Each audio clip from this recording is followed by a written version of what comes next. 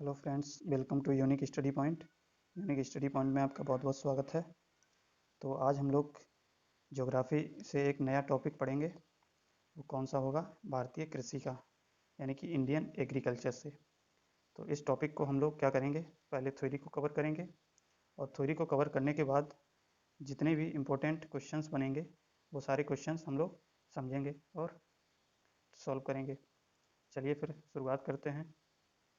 तो जैसे कि अगर बात करें कृषि की, तो भारत में 48.9% श्रम शक्ति जो है कृषि पर आधारित है। ठीक है।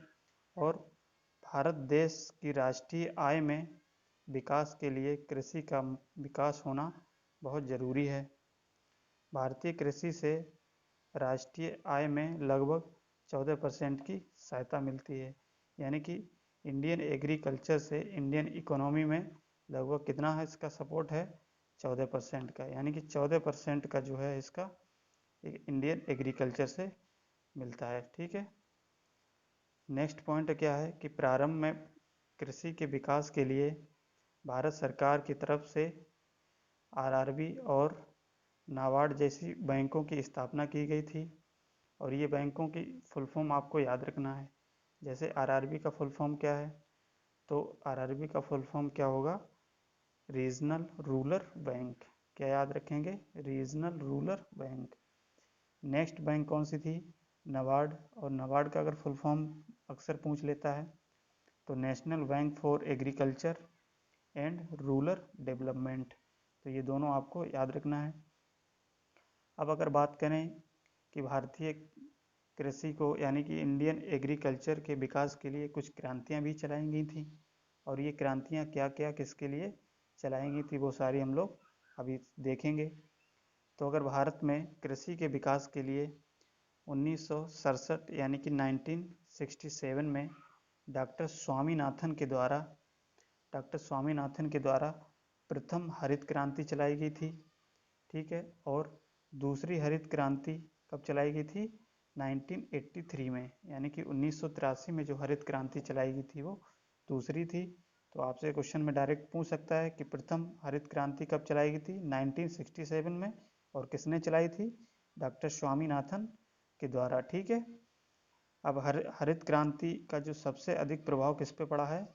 तो हरित क्रांति का सबसे अधिक प्रभाव गेहूं और चावल की खेती पर पड़ा है। ठीक है, ये चीज़ याद रखेंगे। पर गेहूं का उत्पादन में चावल से अधिक वृद्धि हुई, यानी कि गेहूं और चावल के अगर कंपैरिजन किया जाए तो ये प्रभाव गेहूं की चावल फसल पे सबसे ज़्यादा पड़ा, यानी कि इसका उत्पादन सबसे ज़्यादा हुआ है। तो दो पॉइंट और याद रखेंगे। इसमें आपको क्या रखना है कि अगर आपको डायरेक्टली पूछ लेता है कि विश्व में हरित क्रांति के जनक कौन है, तो आपको याद रखना है क्या? डॉक्टर बोरलॉन्ग। ठीक है। तो डॉक्टर बोरलॉन्ग को क्या कहा जाता है? डॉक्टर बोरलॉन्ग विश्व में हरित क्रांति के जनक कहा जाता है। ठीक है। और भारत में हरित क्रांति के जनक किसको कहा जाता है? तो डॉक्टर स्वामीनाथन को। ठीक है, ये दोनों पॉइंट आपको याद रखने हैं। अब बात करते हैं, कई सारी क्रांतियां अलग अलग फसलों के लिए चलाई गई। जैसे कि हरित क्रांति जो चलाई गई थी वो किसके लिए चलाई गई थी? खाद्यान्न उत्पादन के लिए। ठीक है, ये याद रखना है। तो हरित क्रांति किसके लिए चलाई गई थी? खाद्यान्न उत्पादन के लिए। और श्वेत क्रांति जो है दूध उत्पादन के लिए। नीली क्रांति मत्स्य उत्पादन के लिए, यानी कि मछली उत्पादन के लिए। पीली क्रांति, ये पीली क्रांति होगा। पीली क्रांति क्या है? तिलहन उत्पादन के लिए। ये चीज़ याद रखना है। सुनहरी क्रांति जो है जूट और फसल उत्पादन के लिए। और गोल क्रांति आलू उत्पादन के लिए। ठीक है। तो ये सारी क्रांतियाँ आपको याद रखनी है, क्योंकि ये सारी क्रांतियाँ किसी न किसी एग्जाम में आपको जनरली पूछ ली जाती हैं। अगर आपको इंडियन एग्रीकल्चर से कोई भी क्वेश्चन आना होता है तो इनसे क्वेश्चन आने की संभावना ज़्यादा रहती है। ठीक है। तो नेक्स्ट देखते हैं। अब भारत में प्रमुख फसलों की अगर बात करें तो मुख्य रूप से प्रमुख फसलें, 3 प्रकार की फसलें पाई जाती हैं। आपको याद रख, भारत में मुख्य रूप से 3 प्रकार की फसलें पाई जाती हैं। रबी की फसल, खरीफ की फसल और नकदी की फसल। तो अगर रबी की फसल की बात करें तो ये अक्टूबर और नवंबर में बोई जाती है और इसकी कटाई कब होती है? मार्च और अप्रैल में काट ली जाती है। खरीफ की फसल की अगर बात करें तो इसकी जून और जुलाई में बुआई की जाती है और अक्टूबर नवंबर में काट ली जाती है। नकदी की फसल, तो नकदी की फसल को हम लोग एक जायद के नाम से भी बोला जाता है, तो जायद की फसल भी कहा जाता है इसी को। तो नकदी की फसल में आपके अगर एग्जाम्पल की बात करें तो कौन कौन सी फसलें आती हैं? तंबाकू हो गया, गरम मसाले हो गए, रबड़ हो गया, ये सारी क्या है? नकदी फसल के अंतर्गत आती हैं। ठीक है। अब अगर बात करें, सबसे ज़्यादा कन्फ्यूज़न रबी की और खरीफ की फसलों में ही होता है।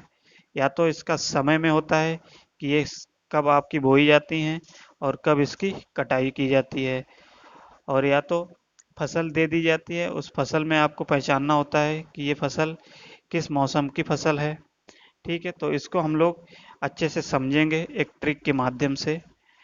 तो जैसा कि ट्रिक क्या है, आपको पता होगा कि रबी में आपको याद क्या रखना है कि रबी में रा और खरीफ में खा, यानी कि खा पहले आता है रा से। तो आपको इस तरीके से याद रखना है कि साल में दो बार फसल की बुआई की जाती है, तो दो बार फसल बोई जाती है। पहली क्या याद रखना है, जून जुलाई में बोई जाती है, और दूसरी जो फसल बोई जाती है वो अक्टूबर और नवंबर में बोई जाती है। अब कोई भी फसल जो होती है वो 4 से 5 महीने में आपकी कंप्लीट हो जाती है। तो इसी तरीके से अब अगर बात करें खरीफ की फसल की, तो खरीफ में खा पहले आता है। तो खा पहले आने का मतलब है कि साल में जो सबसे पहली फसल होगी वो कब बोई जाएगी? जून जुलाई में। ठीक है। ऐसे ही अगर इसकी कटाई की बात करें तो 4 से 5 महीने इसको आप काउंट कर लीजिए, तो आपका अक्टूबर से नवंबर के बीच में काट ली जाएगी। ठीक है, तो खरीफ की फसल की अगर एग्जाम्पल की बात करें कौन कौन सी फसलें आती हैं, तो चावल हो गया, सोयाबीन हो गया, ज्वार हो गया, बाजरा हो गया, मक्का, गन्ना, कपास, ये सारे किसके अंतर्गत आती हैं? खरीफ की फसल के अंतर्गत। अब अगर बात करें रबी की फसल, तो रबी की फसल साल के अंत में अक्टूबर और नवंबर में बोई जाती है, और जब इसको काउंट करेंगे तो मार्च और अप्रैल में काट ली जाती है। ठीक है, तो आपको ये याद रखना है कि जो सबसे पहली फसल साल की होती है वो खरीफ की फसल होती है, जो कब बोई जाती है? जून जुलाई में, और काटी कब जाती है? अक्टूबर नवंबर में। ऐसे ही जो रबी की फसल होती है वो साल के अंत में अक्टूबर और नवंबर में बोई जाती है और मार्च अप्रैल में काट ली जाती है। ठीक है, तो इसके रबी की फसल में गेहूं, सरसों, मटर, चना, ये सारे रबी की फसल के अंतर्गत आते हैं। ठीक है, तो इस तरीके से ये टॉपिक आपका बहुत इम्पोर्टेंट है, इसको अच्छे से समझ लीजिए। चलिए देखते हैं नेक्स्ट आगे क्या है। अब जैसे कुछ राज्यों की प्रमुख फसलें हैं, उन फसलों को हम लोग वन बाय वन करके देख लेते हैं कि कौन सी फसल किस राज्य में मुख्यतः होती है। तो जैसे गुजरात की अगर बात करें तो गुजरात में प्रमुख फसलें कपास और मूंगफली है। ठीक है, क्या याद रखेंगे? कपास और मूंगफली। इसी तरीके से प्रमुख फसलों की बात करें तो इसमें क्या है? गेहूं हो जाएगा, गन्ना, दूध उत्पादन, आलू, ये प्रमुख फसलें कहाँ की है? यूपी की। ठीक है, आपको ऐसे याद रखना है। नेक्स्ट पॉइंट क्या है? असम, यानी कि असम राज्य में जो है प्रमुख फसल क्या है? चाय। तो चाय का सबसे ज़्यादा उत्पादन कहाँ होता है? असम में। ठीक है, अब अगर आपसे पूछ लिया जाता है कि दक्षिण भारत में सबसे ज़्यादा चाय का उत्पादन किस राज्य में होता है, तो दक्षिण भारत में किस क्या बताएंगे? तमिलनाडु। ठीक है, तो तमिलनाडु में चाय का सबसे ज़्यादा उत्पादन होता है दक्षिण भारत में। तो नेक्स्ट देखते हैं आंध्र प्रदेश की प्रमुख फसलें। तो आंध्र प्रदेश की प्रमुख फसलें क्या क्या हैं? हल्दी हो गया, तम्बाकू हो गया और मक्का हो गया। तो इनका सबसे ज़्यादा उत्पादन आंध्र प्रदेश में किया जाता है। ठीक है, तो नेक्स्ट देखते हैं पश्चिम बंगाल की प्रमुख फसलें, यानी कि पश्चिम बंगाल में सबसे ज़्यादा क्या होता है? चावल। ठीक है, और जूट। तो चावल और जूट का उत्पादन सबसे ज़्यादा कहाँ होता है? पश्चिम बंगाल में। ये चीज़ आपको याद रखना है। अब आपको क्या याद रखना है? एक नोट है, इस नोट को याद रखिए कि IR-20 चावल की अधिक उत्पादन होने वाली एक फसल की किस्म है, ठीक है। यानी कि एक IR-20 क्या है? एक चावल की ही एक किस्म है, ठीक है। ऐसे ही दूसरा पॉइंट इसमें क्या याद रखेंगे कि भारत में चावल की खेती उन क्षेत्रों में होती है जहां वार्षिक वर्षा 100 सेंटीमीटर से अधिक होती है। अब आप जानते हैं कि चावल या धान की जो खेती होती है, इसके लिए अधिक से अधिक वर्षा की ज़रूरत होती है, ठीक है, यानी कि अधिक से अधिक पानी की ज़रूरत होती है। तो इसके लिए 100 सेंटीमीटर से अधिक जहाँ वर्षा होती है वहाँ उसका उत्पादन सबसे ज़्यादा किया जाता है। तो अगर चावल का उत्पादन अगर भारत में सबसे ज़्यादा पूछ लिया जाए किस फसल का सबसे ज़्यादा उत्पादन किया जाता है भारत में, तो आप क्या बताएंगे? चावल का, ठीक है। तो चावल का उत्पादन भारत में सबसे ज़्यादा होता है अन्य खाद्य फसलों की तुलना में, ठीक है। अब नेक्स्ट देखते हैं, मध्य प्रदेश की प्रमुख फसलें की अगर बात करें तो मध्य प्रदेश में सबसे ज़्यादा किस फसल का उत्पादन किया जाता है? तो इसमें क्या हो जाएगा? आपका सोयाबीन हो गया, दलहन हो गया, तिलहन, चना और दालें। जितनी भी दालें होती हैं वो मध्य प्रदेश में सबसे ज़्यादा उत्पादन की जाती हैं, ठीक है। ये पॉइंट आपको याद रखना है। नेक्स्ट देखते हैं केरल राज्य में। तो केरल राज्य में सबसे ज़्यादा क्या उत्पादन किया जाता है? यानी कि सबसे ज़्यादा केरल में क्या प्रोडक्शन किया जाता है? प्राकृतिक रबर, ठीक है, गरम मसाले, काजू, नारियल, काली मिर्च, ठीक है। ये सबसे ज़्यादा कहाँ होता है? केरल राज्य में, ठीक है। नेक्स्ट देखते हैं महाराष्ट्र की अगर प्रमुख फसलों की बात करें तो महाराष्ट्र में क्या है? प्याज, अरहर, अंगूर, आम, ये सारे कहाँ पे? महाराष्ट्र में सबसे ज़्यादा उत्पादन किया जाता है। तो आम आप जानते हैं कि भारत का राष्ट्रीय फल भी है, ठीक है। नेक्स्ट देखते हैं राजस्थान। तो राजस्थान में क्या होता है सबसे ज़्यादा? सरसों। आपको याद रखना है क्या है? सरसों कहाँ है? राजस्थान की सबसे ज़्यादा उत्पादन करने वाला राज्य है, ठीक है। अब देखते हैं, तो ये सारे थे आपके इम्पोर्टेंट थ्योरी सेक्शन, और थ्योरी को हम लोगों ने कवर कर लिया है। अब इसमें जो भी प्रीवियस ईयर में इम्पोर्टेंट क्वेश्चंस आए हैं, कुछ इम्पोर्टेंट क्वेश्चंस को देखते हैं। तो पहला क्वेश्चन क्या है? IR-20 और रत्ना दो प्रमुख किस्म हैं। ऑप्शन नंबर ए गेहूं की, ऑप्शन नंबर बी बाजरा की, ऑप्शन नंबर सी ज्वार की, और ऑप्शन नंबर डी धान की। तो इसका आंसर क्या होगा? ऑप्शन नंबर डी धान की, ठीक है। इसका आंसर क्या होगा? ऑप्शन नंबर डी धान की। तो IR-20 और रत्ना धान की प्रमुख किस्में हैं। नेक्स्ट क्वेश्चन क्या है? झूम कृषि अभी कहाँ प्रचलित है? तो झूम खेती अभी कहाँ प्रचलित है? ऑप्शन है मिजोरम, नागालैंड, मणिपुर, उपयुक्त सभी। तो इसका आंसर क्या होगा? ऑप्शन नंबर डी उपयुक्त सभी, ठीक है। तो झूम की खेती कहाँ कहाँ प्रचलित है? मिजोरम में, नागालैंड में और मणिपुर में। अब झूम खेती की अगर बात आती है तो झूम खेती क्या है? तो मुख्यतः उष्णकटिबंधीय क्षेत्रों में पेड़ों व वनस्पतियों को काटकर उस स्थान को साफ करके बची हुई वनस्पतियों को जला करके उस स्थान पर जो कृषि की जाती है उसे झूम खेती कहते हैं, या शिफ्टिंग कल्टीवेशन भी इसको कहा जाता है। और ऐसी कृषि जो है सारे पूर्वोत्तर भारत में पहाड़ियों पर की जाती है, ठीक है। तो ये होता है झूम खेती। तो नेक्स्ट क्वेश्चन क्या है? नेक्स्ट क्वेश्चन है मध्य प्रदेश विशालतम उत्पादक है, यानी कि मध्य प्रदेश में सबसे अधिक क्या प्रोडक्शन होता है? तो इसका आंसर क्या होगा? ऑप्शन नंबर बी दलहन। तो हमने क्या बताया था आपको? दलहन, यानी कि जितनी भी दालें होती हैं वो सारी मध्य प्रदेश में सबसे अधिक उसका प्रोडक्शन किया जाता है।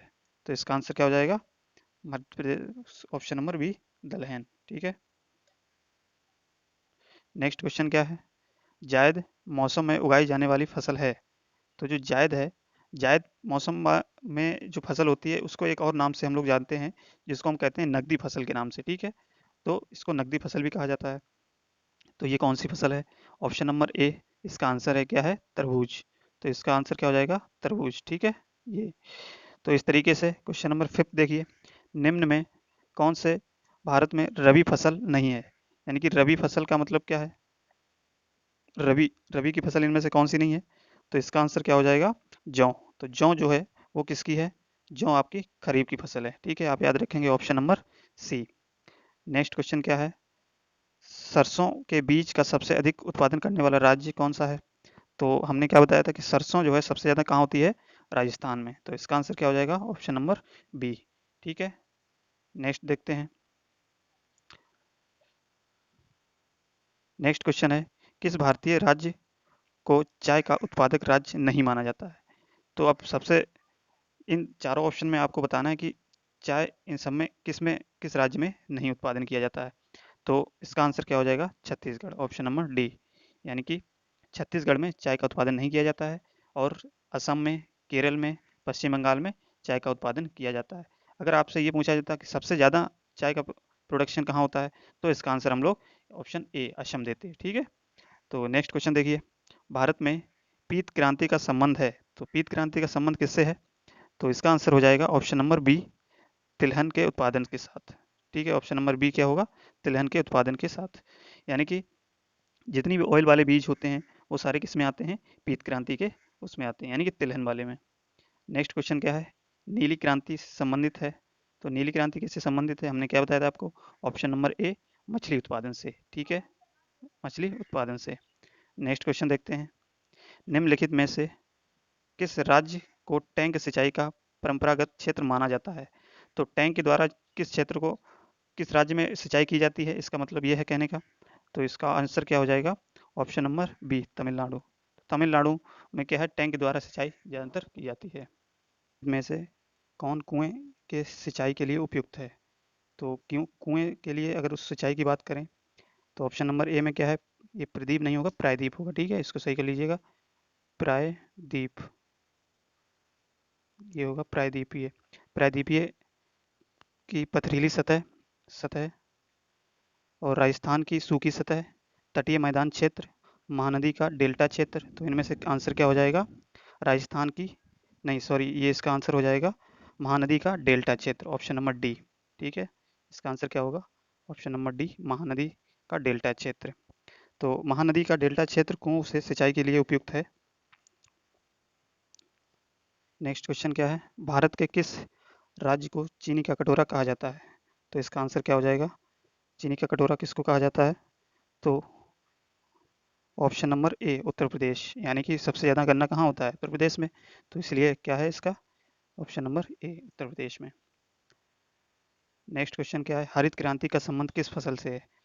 हरित क्रांति की अगर बात करें तो हरित क्रांति क्या है, चावल, गेहूँ, दाल, गन्ना। तो इसमें क्या हो जाएगा आंसर, यानी कि गेहूँ, option number B. Next question क्या है, हरित क्रांति सबसे अधिक सफल रही पंजाब और हरियाणा में, सॉरी पंजाब और तमिलनाडु में, option number A. Punjab, Haryana, Uttar Pradesh में, उत्तर प्रदेश और महाराष्ट्र में, हरियाणा में। तो option number B, Punjab, Haryana, Uttar Pradesh में। तो 3 राज्य में हरित क्रांति सबसे सफल क्रांति हुई, option number B. Answer option number B हो जाएगा। क्वेश्चन नंबर लास्ट देखते हैं, जूट उत्पादन का सबसे अधिक किस राज्य में होता है। तो जूट उत्पादन का उत्पादन सबसे अधिक किस राज्य में होता है, तो ऑप्शन नंबर ए, पश्चिम बंगाल में। ठीक है, ये चीज़ें आपको याद होनी चाहिए। तो ये सारे क्वेश्चन थे आज के। तो चलिए आज हम लोग कंप्लीट कर लेते हैं, इतना ही रखते हैं। और नेक्स्ट वीडियो में कुछ एक नया टॉपिक लेके आएंगे, उसमें हम लोग थ्योरी को कवर करेंगे, फिर उससे इंपॉर्टेंट क्वेश्चन को भी सॉल्व करेंगे। चलिए, बहुत बहुत धन्यवाद, थैंक्स फॉर वॉचिंग।